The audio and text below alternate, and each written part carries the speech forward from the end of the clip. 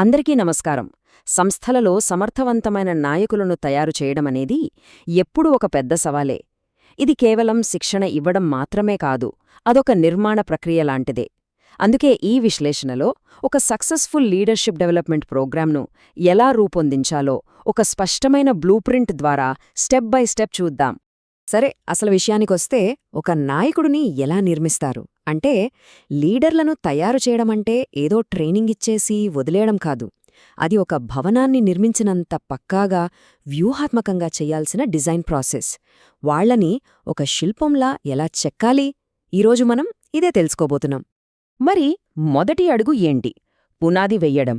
ఏ నిర్మాణానికైనా foundation ఎంత స్ట్రాంగ్గా ఉండాలో మన లీడర్షిప్ ప్రోగ్రాంకి కూడా స్పష్టమైన లక్ష్యాలు అంతే ముఖ్యం. అవే ఈ కార్యక్రమం యొక్క ఎందుకు అనే ప్రశ్నకు సమాధానమిస్తాయి. ఈ లక్ష్యాలే మనం వెళ్లబోయే దారిని చూపిస్తాయి.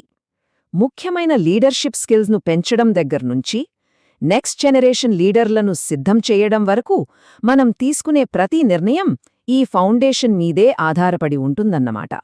మరి ఈ పునాది వెనుక ఉన్న అసలైన పవరేంటో తెలుసా? దీర్ఘకాలంలో 75% మంది నాయకులను సంస్థ లోపల్నుంచే తయారు చేయాలనే టార్గెట్ పెట్టుకోవటం. ఇది కంపెనీ లోపల లీడర్షిప్ను నిర్మించడంపై పెట్టే ఇన్వెస్ట్మెంట్కి వచ్చే రిటర్న్ను చాలా స్పష్టంగా చూపిస్తుంది. ఓకే, పునాది స్ట్రాంగ్గా ఉంది. ఇప్పుడు దానిమీద బిల్డింగ్ కట్టాలి కదా. అదే మన ఫ్రేమ్వర్క్. అంటే మన లీడర్లు అసలు ఏమి నేర్చుకోవాలో డిజైన్ చెయ్యాలి. ఇక్కడ చూడండి, ప్రోగ్రామ్ స్ట్రక్చర్ ఎలా ఉండొచ్చో. ఒక్కో లెవెల్కి ఒక్కో రకమైన అప్రోచ్ ఉంటుంది. మిడ్ లెవెల్ మేనేజర్ల కోసం స్కిల్స్ మీద వర్క్షాప్లు, ఎదుగుతున్న లీడర్ల కోసం మెంటర్షిప్, ఇంకా సీనియర్ ఎగ్జిక్యూటివ్ల కోసం అడ్వాన్స్డ్ కోర్సులు. ఇలా ఒక కంప్లీట్ కరిక్యులంను మనం డిజైన్ చేయొచ్చు. ఈ స్కిల్స్లో అన్నింటికన్నా ముఖ్యమైనది ఏంటంటే స్ట్రాటజిక్ థింకింగ్.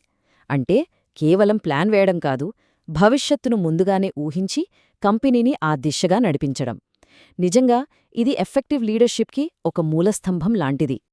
ఇక రెండోది, ఈ రోజుల్లో దీని గురించి చాలా మాట్లాడుకుంటున్నాం, ఎమోషనల్ ఇంటెలిజెన్స్.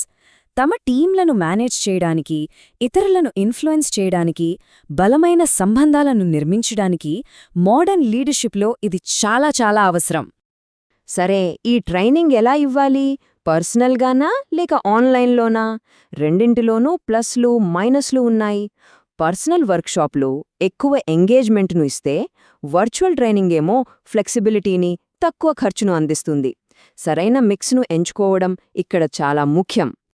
ఇక మూడో భాగం, సపోర్ట్ సిస్టమ్స్. ఫ్రేమ్వర్క్ రెడీ, కానీ బిల్డింగ్ నిలబడాలంటే సపోర్ట్ సిస్టమ్స్ కావాలి కదా.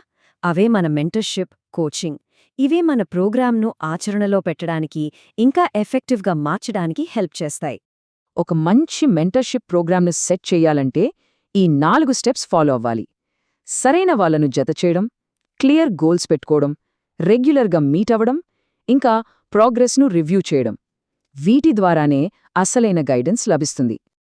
కోచింగ్ అన్నాక ఒకేలా ఉండదు, రకరకాల స్టైల్స్ ఉంటాయి. ఈ చార్ట్ ఒక ఐడియల్ మిక్స్ను చూపిస్తోంది. అంటే 50% వాళ్లనే సమాధానాలు కనుక్కునేలా ఎంకరేజ్ చేయాలి, 30% మనం కొంచెం గైడ్ చెయ్యాలి, కేవలం 20% మాత్రమే డైరెక్ట్గా సలహా ఇవ్వాలి. ఇక ఎదుగుదలకు ఫీడ్బ్యాక్ ఎంత ముఖ్యమో మనందరికీ తెలుసు. 360 అసెస్మెంట్స్ లాంటి టూల్స్ చాలా హెల్ప్ చేస్తాయి. అంటే వాళ్ల బాస్, కొలీగ్స్, ఇంకా కింది స్థాయి ఉద్యోగులు అందరి దగ్గర్నుంచి ఫీడ్బ్యాక్ తీసుకోవటం వాళ్ల సెల్ఫ్ అవేర్నెస్కు, ఎదుగుదలకు చాలా అవసరం. ఓకే, ఇల్లు కట్టేశాం, అంతా బాగుందో లేదో ఇన్స్పెక్ట్ చేయాలి కదా. అలాగే మనం ఏర్పాటు చేసిన ఈ ప్రోగ్రాం ఎంత సక్సెస్ అయిందో కొలవాలి. దీనికోసం మనం డేటాను, కొన్ని మెట్రిక్స్ను వాడతాం. సక్సెస్ను కొలిచే కొన్ని ముఖ్యమైన మెట్రిక్స్ను ఇప్పుడు చూద్దాం. మొట్టమొదటిది, ఎంతమంది ప్రోగ్రాంను కంప్లీట్ చేశారు. 95% పూర్తి రేటు టార్గెట్గా పెట్టుకోవడమంటే పార్టిసిపెంట్స్ ఎంత సీరియస్గా ఉన్నారో మనకు అర్థమవుతోంది.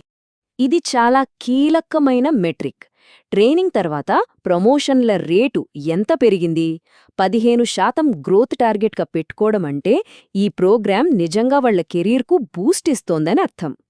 మరి డబ్బులెక్కడ పెట్టాలి? ఈ చార్ట్ క్లియర్గా చెప్తోంది. ఎక్కువ ఇన్వెస్ట్మెంట్ ట్రైనర్స్, కోచ్ల మీద ఉండాలి. ఆ తర్వాతే టెక్నాలజీ ప్లాట్ఫామ్లకు ప్రయారిటీ ఇవ్వాలి. ఎందుకంటే మంచి గైడెన్స్ ఇచ్చేది వాళ్లే కదా. మన బ్లూ ప్రింట్ అనేది ఒకసారి గీసేసి వదిలేసేది కాదు. ఇది ఒక సైకిల్ లాంటిది.